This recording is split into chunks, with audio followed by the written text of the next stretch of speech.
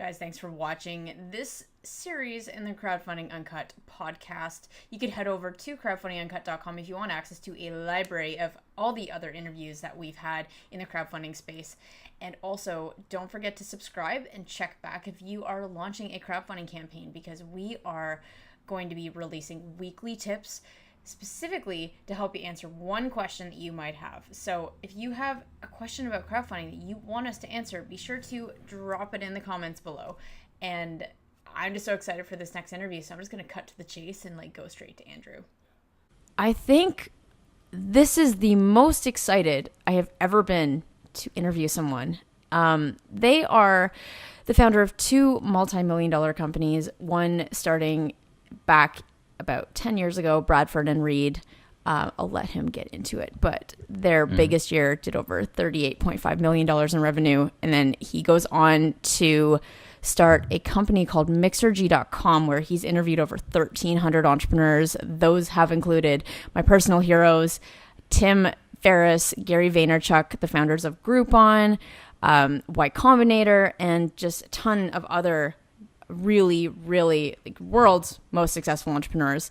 And I took his course about a year and a half ago now, and the course is called Interview Your Heroes. It's all about how to build a brand out of podcasting. And I remember a few years ago, my friend Cam, who is this geeky guy but loves podcasts, he's like, Khierstyn, you and I should start a podcast. I'm like, there's no way anyone wants to listen to me on a microphone for half an hour. I hate podcasting. There's no chance. But one time, I forget the chronological order of this, but I started getting into podcasts a little bit, and I came across this case study by the foundation where Andrew Warner had interviewed Sam Ovens, and I was so blown away by the quality of the material and the interview, and how this guy was just able to get information out of a guest and lead them through a journey and a story. And I was hooked, and I just thought, man, this guy is amazing. And Sam, I'll put the link to this in the show notes, but it's just his ability for you to understand really what entrepreneurship is about and get the real information and the raw person behind that was just incredible. So that's how I became familiar with Andrew's work. And then a few months later, after being subscribed to his list, all of a sudden I'm seeing, do you want to learn how to interview like me? And I was like, oh, what? Sure, whatever. And I was like, I don't want to start a podcast, but I love this guy, so I'm just gonna, maybe I'll learn something about getting online. And so anyways, I long story short, started the podcast, took the course, and it is because of him I am doing everything I'm doing today. And Andrew, I'm going to let you fill in the gaps with anything, but I just wanted to start by saying thank you for being amazing at what you've done and inspiring me to be on a great path to living a life and having a business like you do. Thanks. It's been impressive what you've done with the site and with your business. We talked before we got started about how big it's going and how much you're tapping into this niche that I don't see many people grabbing a hold of. Yeah. And it's just inspiring to see what you've done. Thanks. What are we going to do for the audience here today? How do we make this a huge win for them? I want to really rock now that I'm on this side of the microphone where I'm being asked questions. Yeah, well, you look as excited as I am. So yeah, I'm ready to tear the screen open. The reason I brought you onto the show, yes. And I didn't ask you for a long time. You should have been the first person I asked onto the show, but I was waiting for a golden moment, and I didn't have a way to link you and Mixergy to crowdfunding until one day I'm in the middle of designing, I think it was module 5 of my crowdfunding domination beta course. Mm-hmm. And I just couldn't stop hammering home the importance of leveraging someone's audience in order to build your own. Because what crowdfunding is all about is starting from nothing and building an audience and getting raving fans. Mm-hmm. And I just remember you really driving that point home in your course about how you built Mixergy up to leverage your own personal brand. And that's what I want to talk to people about today. To you about, not to other people. Yeah. As well. So that's how we can make this win. I really want to understand your journey and how you clued into being able to build your audience from somebody else's. Yeah, it really was hard when I was just trying to blog on Mixergy because everyone said the blogging was going to be big. And I was trying to post on different social media sites and I couldn't really get much attention because I would have to ask other people to tweet for me and it was kind of begging and there was nothing in it for them. Or I would have to ask them to promote in some other way. And then I just started doing interviews. And I found that without even asking, and I was way too shy to ask anyone to do anything, they just started talking about it. And I remember people would forward the interviews to their wives, to their friends, and then they would forward me some of the responses from their friends. And I realized, okay, this is actually a really good way to market what I'm doing.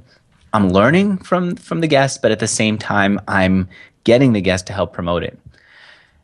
And what I found is that if you go even outside of interviewing, if you start to think about how can you partner up with someone else and give them an interest in promoting what you've done, then you don't have to do the work yourself. You do it with them. It's really helpful. How do you give them an interest in promoting an interview that you do to host on your website? Feature them in some way. So I'll give you an example. I went to Justin Kahn's house to shoot video with him for something. And because I was featuring him, he featured me on his Snapchat, which is hugely popular, especially with the startup community.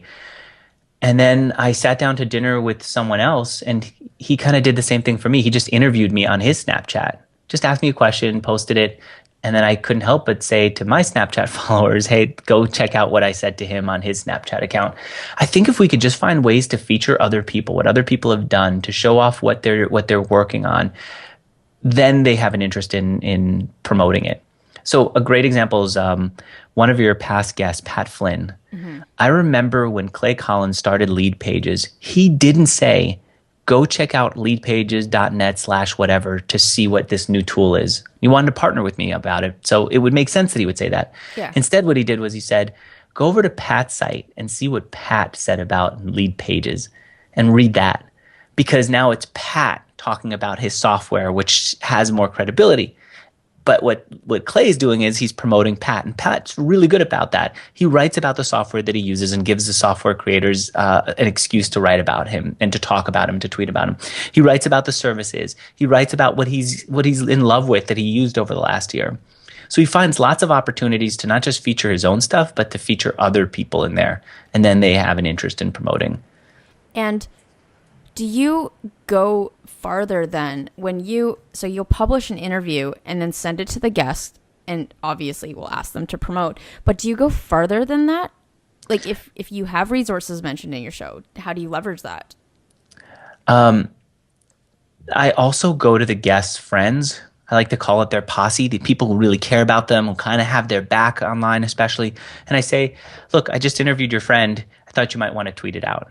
I just had your friend on Mixergy. I thought you might want to talk about it. I just talked about your friend's software on Mixergy. I thought you might want to know. And if you want to tweet, here's a link that makes it easier for you to tweet and to share on Facebook, etc. And I don't know that other people do that. I don't know if Pat does it. Pat's really smart, so I wouldn't be surprised. But imagine if he didn't just go to Clay Collins and say, hey, Clay, I wrote about you. You might want to share this with your friends. But he came to Clay's friends and told me, he said, Andrew, Clay's got this new software. I just wrote about it really positively. You might want to share this with other people so that because it's such an exciting new piece of software that he created. Yeah. It'd be interesting if when we write about people, we don't just show it to them and ask them for a tweet, but we try to find other people or in their world who can help promote it. Do you think it's a little spammy going to someone's gang and saying, hey, I interviewed your friend? It can be. I think there's a nice way to do it, and I think there's an aggressive way to do it. And if you just say to me, I'm trying to think of like a good friend of mine, Sachit Gupta, who I might have drinks with later today. If you said to me, hey, I interviewed Sachit about how he really cares about podcasts, I'd want to talk about that. Because Sachit sells ads on our podcast, and I want to help him by promoting it. I know that if I talk about him nicely, he's going to feel positively about me, like I care, and I've supported him. I've helped him expand his customer base potentially because I'm promoting his interview. So if someone were to say, look, I interviewed Sachit, he was really good about talking about how he helps podcasts that really matter. You are included. you might want to tweet this out to support him. Or even if you didn't say you were included, you might want to tweet this out to support him is all I need. Right? I'm tweeting about everything else. I'm Facebooking about everything else. Might as well. And I think I made this mistake too when I was first starting. I love this idea of the gang. And I would interview the guest, and then I got my VA to research other people who had a vested interest. So angel investors or contributors or something like that. And I remember I had overall good experience, but I had this one guy, and we talked about this one guy who said, this is extremely unprofessional of you to ask me to promote. And that's where, looking back, I realized I made the mistake of saying, hey, can you help me promote your friend's interview? It just came off super spammy because you're right, there's not that win-win situation in it as well. Or maybe you just had a bad day, that guy. It could have also been that. I talked to an entrepreneur earlier this week who said that he was really late for a couple of his webinars. He had this new software and he wanted to talk about it with the webinars, and people signed up. And when he was late, they weren't even sure if the webinar was on. And they felt that it was a little bit sloppy and careless of him to have done that. And he apologized. But what he said to me in the interview was, Andrew, I just discovered I had cancer at the time. Oh, no. Yeah, and they actually had to take his ear off to take the cancer out. And then they realized that the cancer actually spread. He said, I was coming back from seeing the doctor, heading into a webinar. People don't know what's going on before they interact with you. And it's easy to take offense. Who knows what this person was going through? Oh, what? The story, that just hit me in the gut a little bit. I know. Me too. I was shocked by that, especially since he had a kid recently, but also I wanted to see the ear, what happened. And it's right there, and he's very open with it. Wow, that's amazing. I mean, I wanted to see how they replaced his ear, which they did. It's pretty impressive. One thing that, as a podcaster, I experienced this, and a few of my other podcasting friends do. When you put so much focus on the other person, so taking interviews, for example, or maybe you're creating a guest post that features industry professionals and it's less light on your shining, like what you're doing, right? How do you... I find that with me, people don't know what I do. They just hear, I'm just the podcaster and I'm just the person who interviews people like you. How do you leverage putting so much spotlight on someone else to a point where you're providing enough value to their audience for you to eventually elevate your brand? So that it's not you being the conduit for their ideas. Exactly. Like you end up being instead of you being the guy that created Bradford and Reed, you are now because the goal with the podcast is that your aim and Mixergy is to be the front guy, but you don't end up being the front guy if you're just in, right. Do you know what I mean? The guy. Yeah. Yeah. You're just and the that guy. becomes an issue too. If you're someone who's writing about other people's technology in order to get attention for yourself, people aren't seeing you at all. How do you get what I found is that adding your own opinion where it makes sense, where it feels right within the conversation or within the post really helps. And in the past, I used to think that when an interviewer interrupted a guest to say, well, here's how I did it, that they were being a little rude because no one's here to hear you. We're here to hear the guest. What I've discovered is that it can actually be a really effective way to let the audience know what you're about and what you've done. And so if a guest says that they use email in an especially good way and I have a way that I use it too, I think it's on me to then bring that up and to talk about how I do it and maybe even get an opinion from the guest about it. Yeah, because in doing some research about you, there's a post about, I think it's mixergy.com/myfinancials, where you made a video because a lot of your audience was asking you what you did before Mixergy. Yeah. And did you make that because you weren't giving yourself enough of the spotlight? I think it was because of that. Yeah. I wouldn't have at the time considered it a spotlight, but what I thought was I need them to know a little about me too. They're asking what I did before, and I'm not telling them because I think that as an interviewer, I shouldn't, but they're letting me know that I'm wrong. I really should be doing it. Yeah. And one thing I'm looking for, because there's so many different ways now to build your content library and leverage someone else's audience. You can do an interview guest post. You can do a guest blog somewhere. You can start a podcast if you know that you're starting a product launch in about a year. But if you have a post on something and you know that you're about to launch something, it doesn't have to be crowdfunding, but say you know that you're launching a brand new course in 6 months and you're using blog posts to start tailoring the conversation to build a specific email list around that launch. What is one thing you would suggest? About building an email list around the launch? Yes. So you have a blog post that features someone else, but then there will be a call to action at, say, the bottom of that post. Mm-hmm. How can you go from guest spotlight to your project or your launch? Gotcha. What I found works is to have it somehow connect to what we were just talking about. So one example could be here in this interview is say, do you want Andrew's checklist for getting influencers to promote your work? And all you do is you take out the top 10 things that I talked about, you put them into a nice looking Word doc. Probably wouldn't use Word, I'd use Pages. It seems to have nice templates. And then anyone who gives you their email address gets that. Okay. But, and go ahead, sorry. You know what? One thing that I found other people do well, and they don't like to talk about it, but they use group contests. So what they do is they say, look, I don't have enough of an audience to really promote something on my own. I want to promote it with other people. And I keep trying to think of how can we work with other people so that we're all helping to grow each other's lists. Yeah. And so what I've seen work well is contests where multiple people are promoting the same contest. Everyone who enters gets a prize from each one of the sponsors of the contest, and then all the sponsors of the contest, all the people who are organizing it, get the email addresses so they can follow up. And I used to think that this was a small direct marketer's technique. And then I saw that there are big magazines, big publications that actually have a message board where they all talk to each other and share, and try to negotiate deals for how to get together and organize a contest together. And I'm seeing that more and more people are thinking about marketing that way. How do I not just talk about myself, my own stuff, but how do I get other people to talk about it by including them in it, the way we're talking about with interviews? Yeah, I'm just trying to think of how you would, because I love that idea, but how would you do it around a crowdfunding campaign? I wonder if you could do 5 different crowdfunding campaigns, each one offering something for free. They have to list it to each one offering their thing for free.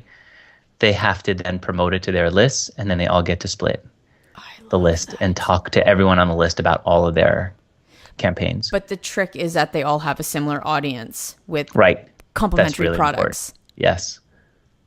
Okay. I like that. Because then what you could do with that, and I might just be giving someone a great idea, but assuming there's a crowdfunding community, you can have your members, because it's hard to identify campaigns pre-launch because they're generally not on one platform until they make it to Kickstarter or Indiegogo. So if you can have that central location where and can partner up with launches, then you can create this group effect. Yeah. I love that because it gives it more power than just your own. Mm-hmm. Okay. I'm curious, with what kind of strategies have you used with Mixergy to leverage another person's audience? And what was the most effective one? The most effective one is as soon as I interview someone, I ask them, would you mind promoting this to your audience? Okay. And then they say yes. Yeah, that's been the number one thing. Why do you, because that's interesting.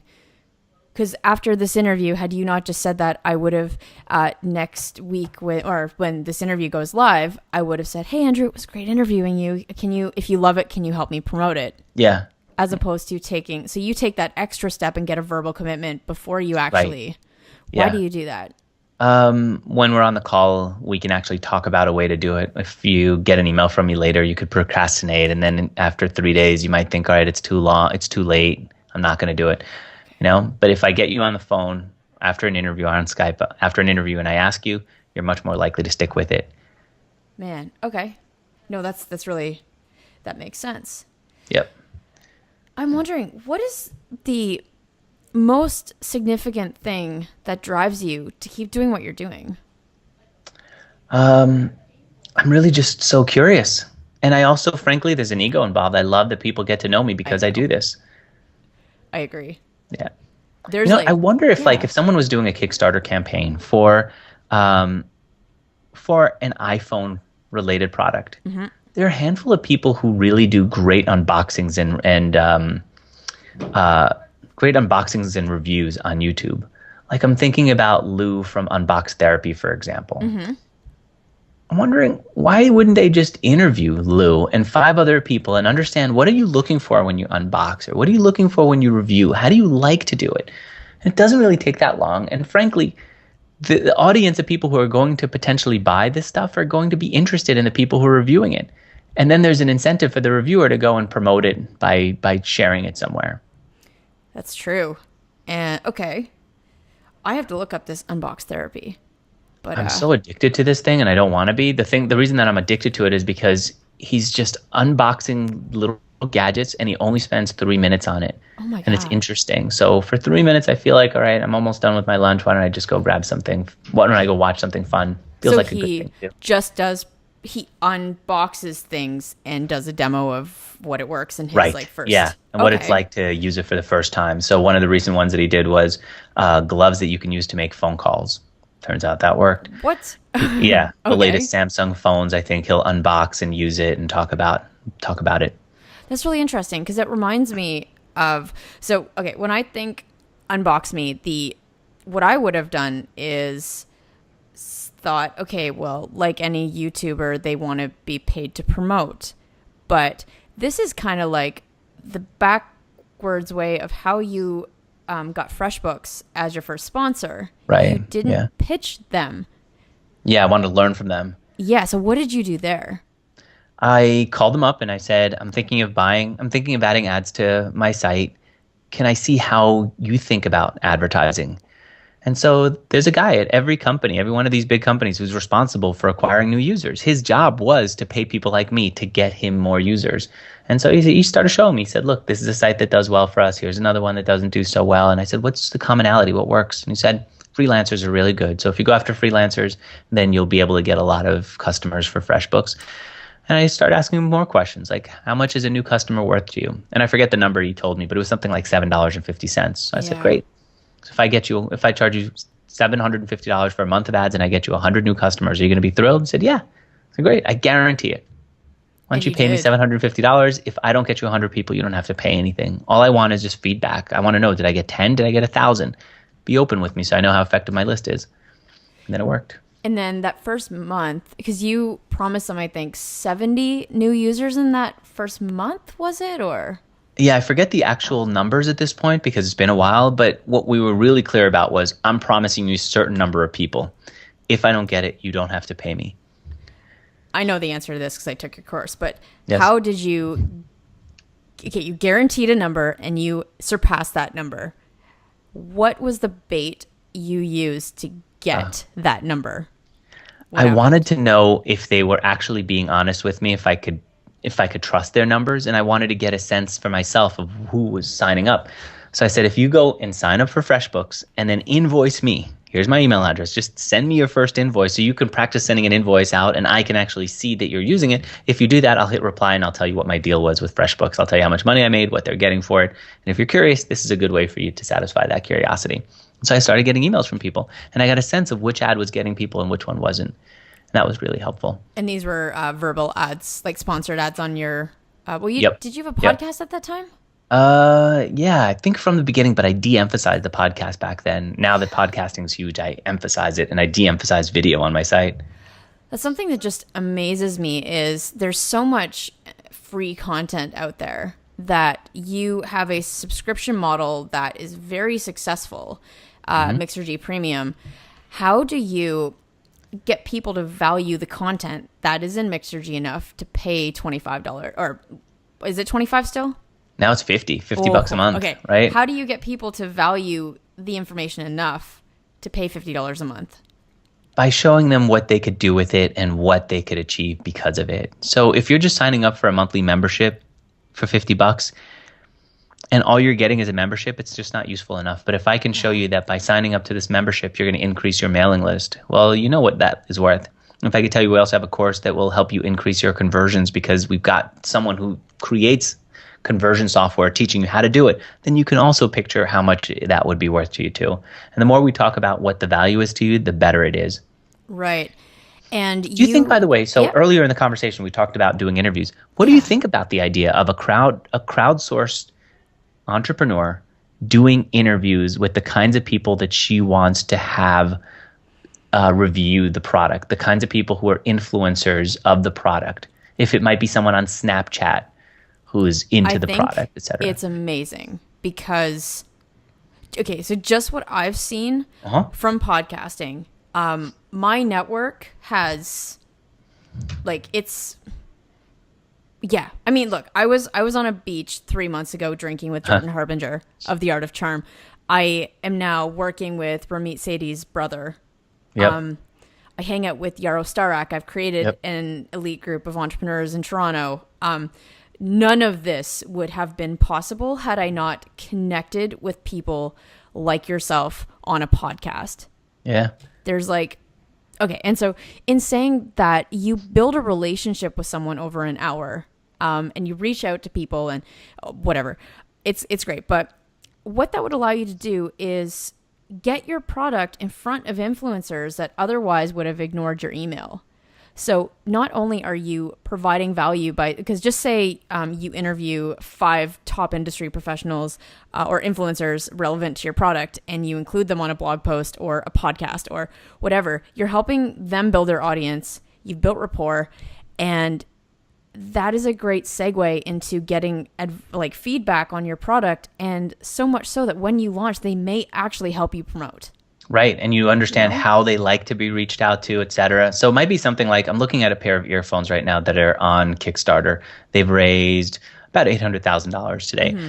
If I were working with them, one of the things that I'd suggest that they do is interview the kinds of people who would review their earphones.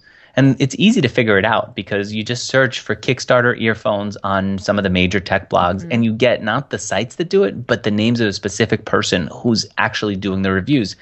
And you say, I'm doing a series of interviews with people who review earphones. I just want to know, how do you think about earphones? You think about them in a different way. You listen through them in a different way from other people. Let's talk about it.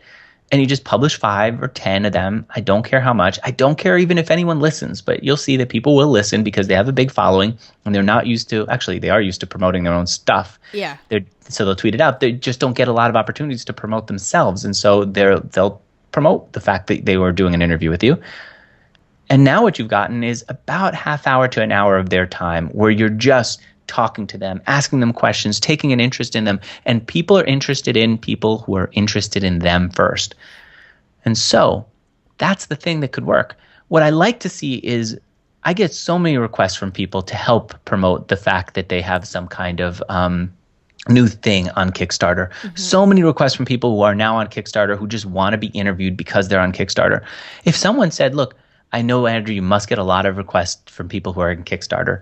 I want to know how you think about who to have on. How do you think about who to feature? I'm just doing a series with great reporters like you, or great interviewers, great journalists like you. I would do it, especially if they had, I would do it, especially if they were thinking about a few other people who I admired and respected.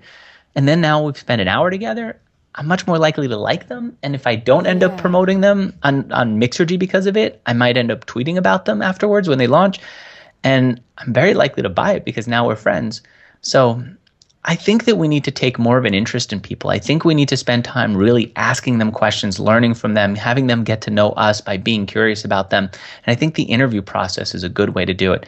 I think it's still underutilized, dramatically underutilized. And the tools today for doing it are, forget about it, out of this world. You could just go to Blab. It doesn't even have to be so overly thought out that you have a podcast mic like you and I do. You just go to Blab, turn on your computer, talk to the person, ask them questions, learn from them. Yeah. And I have to say, not an affiliate of Interview Your Heroes, but guys, really go to interviewyourheroes.com. It's an amazing course if you want to get into podcasting or even interviewing. So yeah, and I'm not promoting it either. We're actually not opening it up for, I don't know when, maybe 2017. So it's not about promotion. It's just You could It's do it just without me value. even. It's just I really believe in it because I've seen the results. I've seen what happens. Like you said, if you only got to get to know Pat Flynn and me and Yarrow. Did you interview Yarrow? Is that how you guys first connected? Yeah. Right? You talked to me about how much you learned from him. That alone would be priceless. That alone has actually helped you think about your business in a different way. That's what people need to be doing. Completely. Take an interest in other people and they will take an interest in you. But you should start first. And I think an interview is a good way to do it. Yeah. One thing that entrepreneurs struggle, not just entrepreneurs, but you love sales yourself, and people struggle to ask really difficult questions. In sales, it's asking for business. It's asking for the close.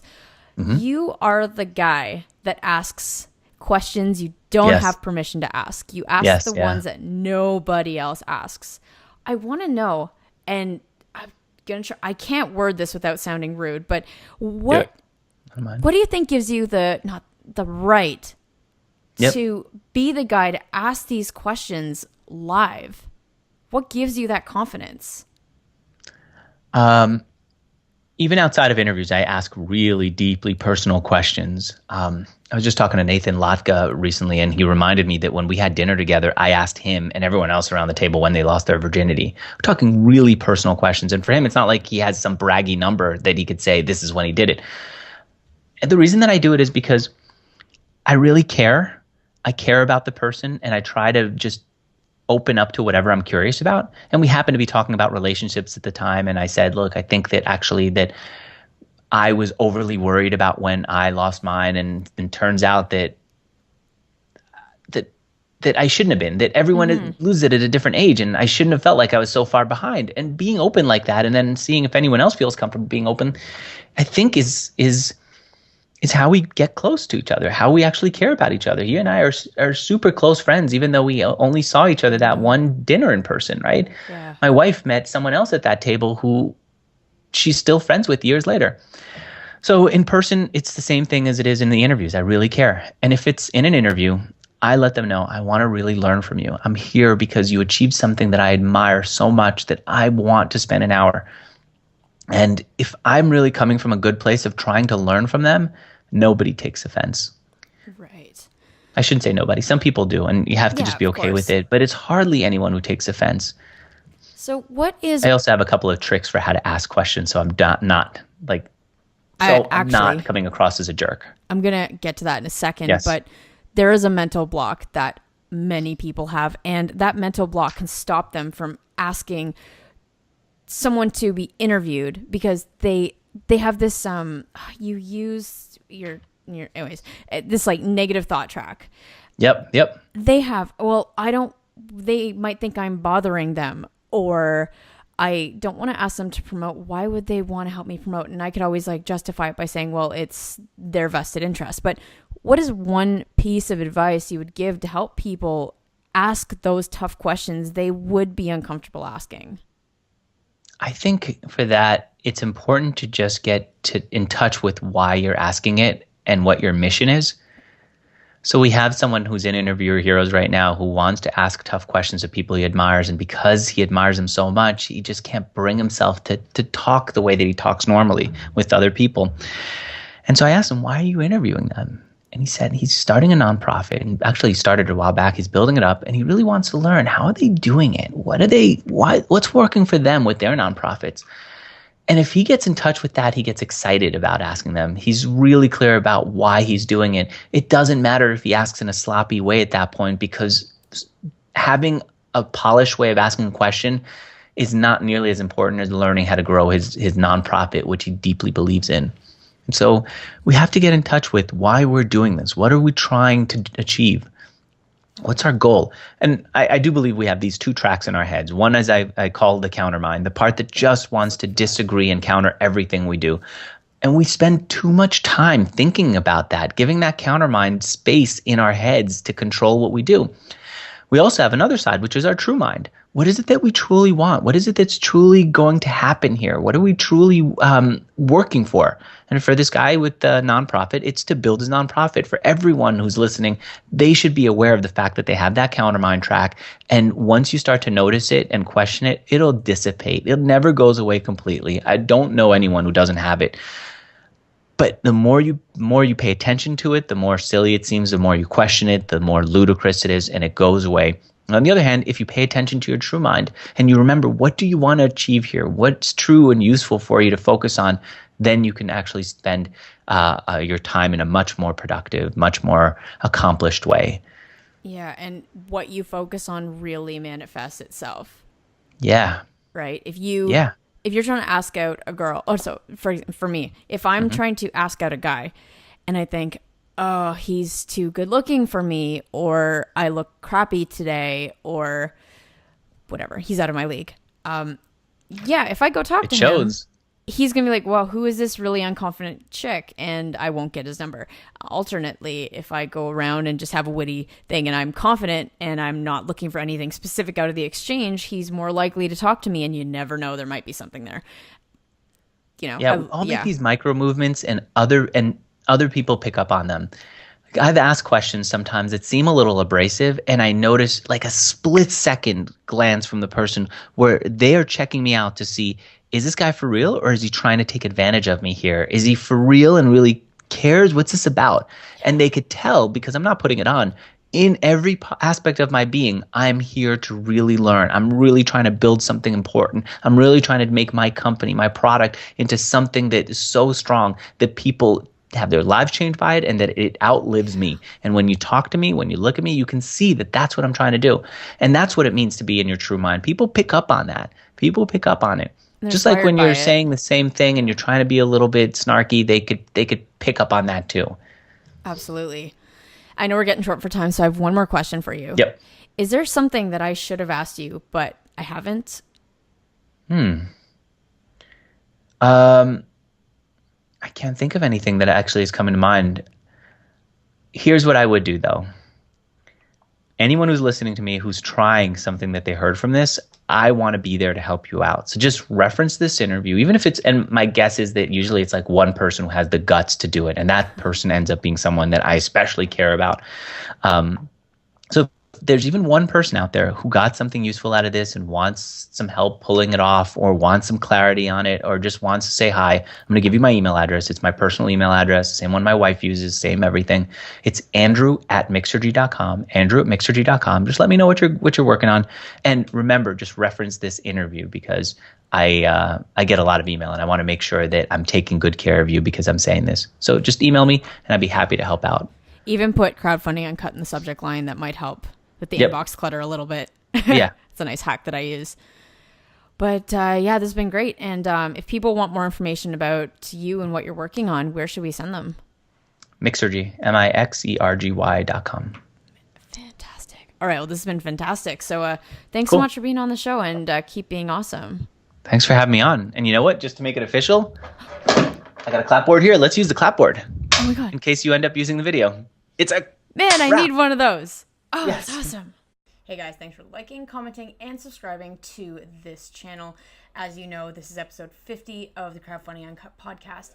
If you head over to the crowdfundinguncut.com, you can actually get access to this beautiful freebie you see on the right hand side, which is tips to help you grow your crowdfunding audience before you launch. Don't make the mistake that a lot of project creators make, that is launching on Kickstarter and Indiegogo and just expecting traffic to come, because that is not how it goes. And until next time, see you then.